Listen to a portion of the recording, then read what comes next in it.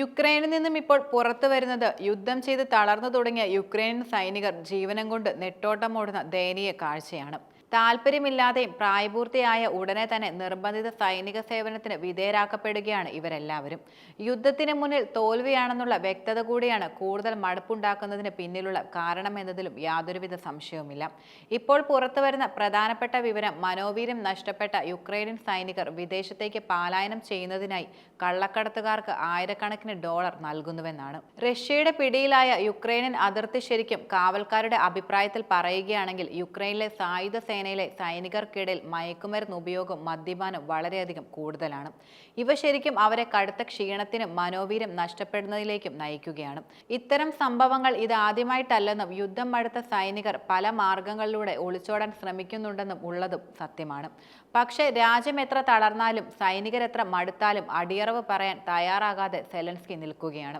Zelensky ഇപ്പോഴും പറയുന്നത് രാജ്യത്തിനൊരു നിർബന്ധിത അടിത്തറ വികസിപ്പിക്കുന്നതിന് മുമ്പ് എല്ലാ സൈനികരും വേണ്ടത്ര സജ്ജരാണെന്ന് ഉറപ്പാക്കുന്നതിന് മുൻഗണന നൽകണമെന്നുമാണ്. സൈന്യമില്ലാതെ എന്തിനാണ് സെലൻസ്കി വീണ്ടും ആയുധക്കളത്തിൽ ഇറങ്ങാൻ അമേരിക്ക അടക്കമുള്ള കക്ഷികളെ പിറകെ നടക്കുന്നതിൽ യാതൊരുവിധ വ്യക്തതയുമില്ല. രാജ്യത്തിന്റെ സായുധ സേന ഉദ്യോഗസ്ഥരെക്കാൾ കവചിത വാഹനങ്ങളും പീരങ്കികളും ഉൾപ്പെടെയുള്ള ആവശ്യ ഉപകരണങ്ങളും കടുത്ത ക്ഷാമം നേരിടുന്നുണ്ടെന്നും ജർമ്മൻ പ്രതിരോധ മന്ത്രി ബോറിസ് പിസ്റ്റോറിയസുമായി നടത്തിയ കൂടിക്കാഴ്ചയിൽ സെലൻസ്കി തന്നെ സമ്മതിച്ചിരുന്നു. യുദ്ധഭൂമിയിൽ ഞങ്ങൾക്ക് 100-ലധികം ബ്രിഗേഡുകൾ ഉണ്ടെന്നും അവയിൽ ഓരോന്നിനും എല്ലാ ദിവസവും ജീവനക്കാരെ നിയമിക്കേണ്ടതുണ്ടെന്നും കവചിത വാഹനങ്ങൾ, പീരങ്കികൾ, മറ്റു ഉപകരണങ്ങൾ എന്നിവയ്ക്ക് ആവശ്യമായ ജീവനക്കാരുടെ ക്ഷാമം വലുതാണെന്നും അത് യുദ്ധത്തിൽ പരാജയപ്പെടുന്നതിലേക്കും യൂണിറ്റുകളെ നയിക്കുന്നുവെന്നും സെലൻസ്കി വെളിപ്പെടുത്തുകയുണ്ടായി. ഇത്തരത്തിൽ തുടർന്നുകൊണ്ടിരിക്കുന്ന സൈനിക ക്ഷാമത്തിനു വേണ്ടിയല്ല, മറിച്ച് കുറഞ്ഞുകൊണ്ടിരിക്കുന്ന ആയുധ ശേഖരത്തിലാണ് സെലൻസ്കിയുടെ ടെൻഷൻ മുഴുവനെന്ന് പറയാം. രാജ്യമില്ലാതായാലും രാജ്യത്തെ പൗരന്മാരില്ലാതായാലും യാതൊരു കുഴപ്പവുമില്ല. റഷ്യയുടെ മുന്നിൽ അടിയറവ് പറയില്ലെന്ന വാശിയാണ് സെലൻസ്കിക്ക്. സൈന്യങ്ങളുടെ എണ്ണം വർദ്ധിപ്പിക്കുന്നതിനെക്കുറിച്ച് ആലോചിക്കുമ്പോൾ ആവശ്യമായ ആയുധങ്ങളുടെ പ്രശ്നമാണ് സെലൻസ്കി പ്രധാനമായും പറയുന്നത്. സൈനികരുടെ എണ്ണം വർദ്ധിപ്പിക്കുന്നതിനായി യുക്രൈൻ സൈന്യത്തിൽ ചേരുന്നതിനുള്ള നിർബന്ധിത പ്രായം 18ആയി കുറയ്ക്കാൻ യുക്രൈന്റെ സ്പോൺസർമാരിൽ നിന്ന്, പ്രത്യേകിച്ച് അമേരിക്കയിൽ നിന്ന് വർദ്ധിച്ചു വരുന്ന സമ്മർദ്ദങ്ങൾ നിലനിൽക്കുന്ന സാഹചര്യത്തിൽ കൂടിയാണ് സെലൻസ്കിയുടെ ഈ അഭിപ്രായങ്ങളെല്ലാം തന്നെ പുറത്തുവരുന്നത്. യുദ്ധം അവസാനിപ്പിച്ച് ഇപ്പോൾ സമാധാനം കൊണ്ടുതരാമെന്ന് പറഞ്ഞിരുന്ന നിയുക്ത അമേരിക്കൻ പ്രസിഡന്റ് ഡൊണാൾഡ് ട്രംപ് അധികാരത്തിലേറാൻ നാളുകൾ മാത്രമാണ് ഇനി അവശേഷിക്കുന്നത്. ആദ്യം പറഞ്ഞിരുന്നത് 24 മണിക്കൂറായിരുന്നു. അത് പതിയെ 6 മാസം വരെ കൂടിയിട്ടുണ്ട്. ഇപ്പോൾ യുക്രൈനക്കാർ ജനാധിപത്യത്തിനായി എല്ലാവരോടും ആവശ്യപ്പെട്ടിട്ടുണ്ട്.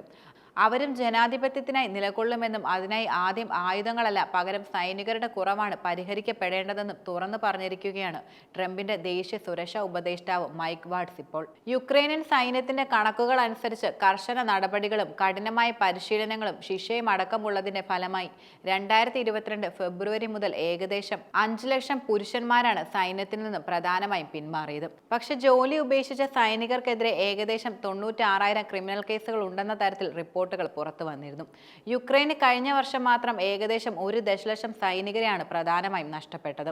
എത്രയൊക്കെ കിട്ടിയാലും പഠിക്കാത്ത സെലൻസ്കി രാജ്യത്തിന്റെ നിലനിൽപ്പ് തന്നെ അടിയറവ് വെച്ചാണ് റഷ്യയുടെ യുദ്ധത്തിനായി പോകുന്നത്. എന്നാൽ ഈ വർഷം കൊണ്ട് തന്നെ യുക്രൈന്റെ കാര്യത്തിൽ ഒരു തീരുമാനമാകുമെന്ന് തുറന്നടിച്ചിരിക്കുകയാണ് റഷ്യൻ പ്രസിഡന്റായ പുടിന്റെ മുതിർന്ന സഹായി നിക്കോളായ് പത്രുവേഷ്. യുക്രൈനെ യുദ്ധത്തിൽ സഹായിച്ചാൽ അത് അമേരിക്കയുടെ ദേശീയ താൽപര്യങ്ങൾക്ക് യാതൊരു ഗുണവും നൽകില്ലെന്ന തരത്തിലും റിപ്പോർട്ടുകൾ വന്നിരുന്നു. യുക്രൈനെ സഹായിച്ചുകൊണ്ട് റഷ്യയെ പിണക്കാൻ എന്തായാലും ട്രംപ് തയ്യാറാകില്ല എന്നതും വസ്തുതയാണ്. ഇത്തരത്തിലൊരു മണ്ടത്തരം കാണിച്ചാൽ അതൊരു പണിയാകുമെന്ന ബോധ്യമൊക്കെ ട്രംപിനുണ്ട്. അതിനാൽ യുദ്ധം അവസാനിപ്പിക്കാനുള്ള സമാധാനപരമായ ശ്രമങ്ങളൊക്കെ അധികാരത്തിൽ എത്തിക്കഴിഞ്ഞാൽ ട്രംപ് നടത്തുമായിരിക്കും എന്നതാണ് നിലനിൽക്കുന്ന പ്രതീക്ഷ. എന്നാൽ ഇനി യുദ്ധത്തിന്റെ അവസാനം എന്തെന്നത് പുടിനായിരിക്കും തീരുമാനിക്കുക. അതിൽ യാതൊരുവിധ സംശയവുമില്ല.